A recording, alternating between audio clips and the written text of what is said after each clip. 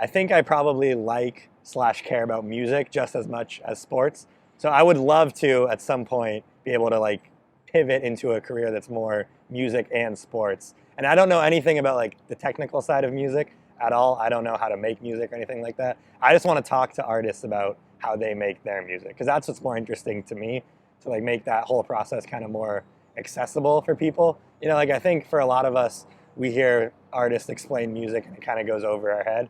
My goal would be to try to like have them explain it like we're all 5 years old, you know? Like I'm always interested in like the behind the scenes of how things get made, and especially with music where it can feel like, oh my God, you had to bring in 30 session musicians or whatever, like that seems like a lot. But if you have artists who are able to kind of simplify that and talk about it in ways that a lay person can understand, I think there's huge benefit to that for people who are like trying to get into music themselves.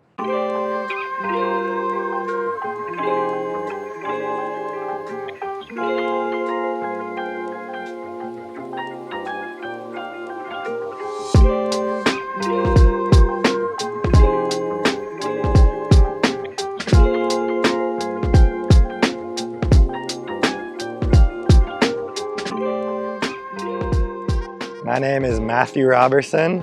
I'm from Sammamish, Washington, a cozy little suburb outside of Seattle. And I fell in love with sports, I think, because they were just presented to me as like what we did every night at 7 p.m. So specifically the Seattle Mariners. I remember being a kid, and when the Mariners were on, that's just what my family was doing. There was a period of our life where I lived with my grandpa for a little bit, and he just watched the Mariners every single night. So it became a routine. And I think it also became, even as a child, I think it became a little bit of like escapism. So I've never really been into like fantasy or sci-fi or anything like that. Like my escape to a different world, if you can call it that, has always just been sports. And I think that I've never lost that either. I know a lot of people who played sports growing up, were obsessed with sports growing up, who kind of lose that in adulthood. And I think if anything, I've gone the other way, where I'm doing it as a career now and have like leaned into my interests as a job, which is also a very interesting kind of headspace to be in. But the only reason I got into sports was just because my family kind of put me on their knee and said, this is what we do. So from the time I can remember, I've always been into baseball, and later on basketball and football to some extent. So I don't really remember a world without it, to be honest. And I think that's probably the best way to indoctrinate someone to Seattle sports fandom, especially, because there's no winning to fall back on. It's just, this is kind of the long, grueling process of being a fan.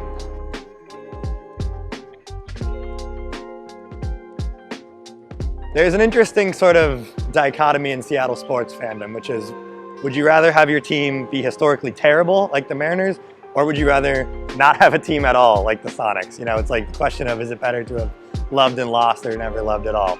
With the Sonics, I was in a position in my life, I was like 13, I think. I was in junior high when they left. So it was kind of, in a way, easier to handle it at the time, because I remember thinking like, at least we didn't have like my whole life with this. You know, I think it was easy to kind of rip the Band-Aid off. They were also horrible at that time. They had just drafted Kevin Durant, who looked great, but the team was bad. So it wasn't like, you know, I hadn't like put my whole sort of foot in the Sonics fandom that much, because I'm too young for Sean Kemp, unfortunately. I got the Gary Payton, I got the Ray Allen Sonics, and I love those teams, don't get me wrong. But I think the thing that hurts the most is knowing that it's a what could have been rather than what had been in my lifetime. So I think if the Sonics do come back, which I think they will eventually, I will be fully back in again, and I'm excited to like be able to not worry so much, right? Because I remember even the 2 or 3 years before they actually left, there had been talk, and I think that was when I kind of like checked out a little bit. The Seahawks were kind of on the rise at the same time, so it was easy to shift the fandom over from basketball to football. But I want them back so badly. I need like a rooting interest in basketball again. I've been watching the NBA as an agnostic. That's what I call myself for the NBA, because I don't have really any skin in the game. But I want to be passionate again. I see the Knicks, I see their fans, I see how much they care, and I want that again for a Seattle basketball team. Because the Storm get hella support. Seattle's a basketball town in a lot of ways. There's a lot of NBA players from the area. The only thing we need now is a team to kind of tie the bow back on everything. And that's when I think the city will sort of elevate again and meet those standards that we had for the team and for the fan base in the 90s when it was rocking, in a little bit of those Ray Allen years. and then now what we've kind of seen with the Storm. So I think in order for me to fully embrace basketball again, we need an expansion team. I don't really want to steal someone else's team because we've been through that. I think you start from the ground up, get the Sonics name back, and just, you know, do the whole thing all over again with the idea that like this is here to stay. When I saw this whole Aaron Rodgers saga pop off, I was reminded of so many people that I know, because I'm from the West Coast. I know these guys. I know the whole like, I'm like alternative, kind of like hippy dippy, like I'm trying to do my own thing on this. Y'all should trust me, not the doctors. Fuck that. Like, I know those guys suck. The thing about having alternative opinions is that they're cool and interesting when it's music or art or like your personal taste. When it comes to public health, we have no more time for alternative ideas. Like, you should be listening to the people who are experts, who are trying to help us get out of this, and not like portraying yourself as this like sort of martyr. And Kyrie can get it too, it's both of them. You're not a martyr for any sort of like new alternative idea. You're not a thought leader. You're an idiot who's being purposefully obtuse and annoying and making things hard on all of us. And I don't think that it's good to like lionize these people. Like, Aaron Rodgers has done nothing to deserve our respect for his ideas. He's great at football, don't get me wrong, but there's no reason for like people, and there are people who do worship him, there's no reason for that. Like, all he's doing is tricking you, basically.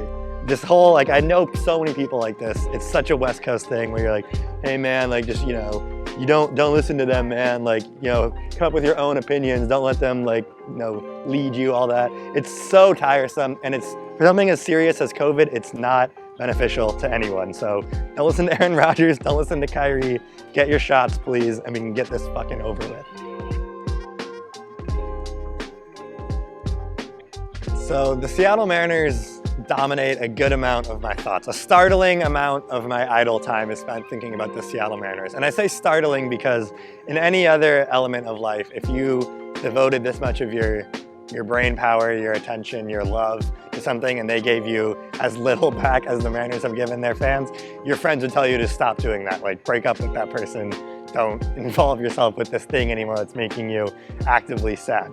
And the thing about the Mariners is that, like, especially juxtaposed with Yankees and Mets fans who I've come to interact with a little bit since I got out here, is our expectations are so warped that like anything that can be even a little bit construed as positive is like times 10, right? So like this offseason, the Mariners are coming off a season where they've won 90 games, and the Yankees, meanwhile, won 92 games, I think, made the playoffs, and their fans think it was a bad year. So like I'm sitting here as a Mariners fan thinking like, all I want them to do this offseason is spend money. Make it seem like they're trying. Like, that's truly all I want. If it falls flat on their face, that's fine, but I need them to actually give some image that they are trying to get better and wanting to win. Whereas the Yankees, their whole thing is like, if we don't win the World Series, I'm jumping off a bridge, which is unbelievable to me when you consider how much success they've already had. Like, if the Mariners had won 4 World Series in my lifetime the way the Yankees did in the 90s, I would be thrilled. There's no, even though I was a very small child, I feel like I would still be able to coast on that. And now I just, like I said, all I need to do is spend. It doesn't matter who it is. Like, you see everything around us here, everything that the light touches will be Carlos Correa's this offseason. I don't know if it'll come from the Yankees, if it'll come from the Mariners, if it'll come from the fucking Detroit Tigers. But if the Mariners are in that conversation, I will literally chalk that up as a win, because I need to know that they are giving to their fans what their fans have always been giving to them, which is just support. That's all I want. And the Yankees and Mets fans are gonna laugh at that. Winning is not everything to us. I would be great. I would love to see the Mariners in the playoffs before I die. But right now, this offseason, just do something to show that you are making an effort. So now that we are entering the winter, my first New York winter, which I've heard horror stories about, I'm excited about being able to just hunker down and watch sports as pure entertainment. I can turn my brain off. I don't have to worry about, I mean, baseball is what I write about for a living, what I think about for a living, basically.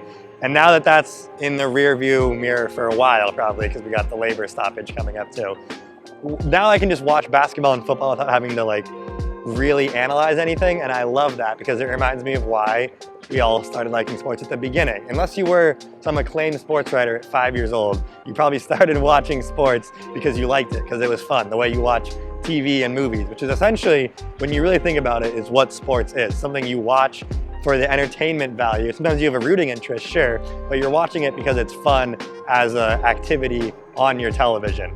And I think that that's important to remember. Like, obviously, you know, journalistic neutrality is important, but a lot of the people that I've met in press boxes will have no problem, at least on the younger side, will have no problem telling you who their favorite team is, but they can also say, but I'm not gonna let that affect my writing. And it's very easy to do that, I think. Whereas a lot of the older guard think, oh, I left my favorite team in the past. I used to be a this fan, I used to be a that fan.